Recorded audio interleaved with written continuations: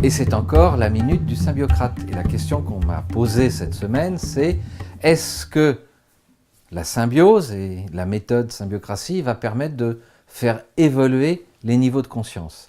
Alors je réponds oui, parce qu'on travaille notamment sur 3 points fondamentaux. 1, l'ambition altruiste. 2, la notion de culture. Et 3, la notion de valeur humaniste.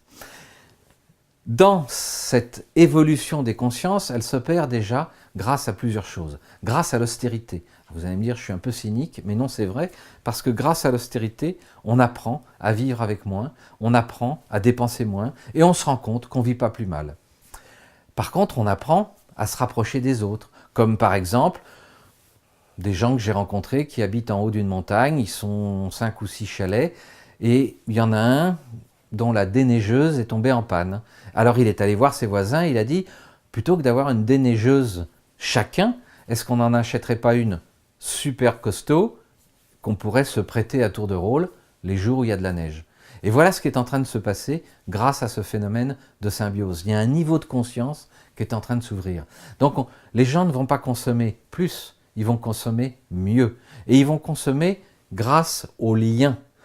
Et puis vous avez des tas de sites internet qui s'ouvrent pour échanger. Il y a des mamans qui ont créé des sites internet pour se repasser les affaires de bébés qui durent 3 mois, 6 mois, qui ne sont pas usées et qu'on peut échanger les unes avec les autres. Il y a Uber avec les taxis. Et vous avez tout un phénomène, toute une nouvelle économie fondée sur cette prise de conscience, sur cette notion d'échange et de collaboration. C'est ça la nouvelle prise de conscience, c'est qu'on peut collaborer, on peut échanger partout sur la planète à n'importe quelle heure du jour et de la nuit. Et ça échappe à toutes les grandes multinationales.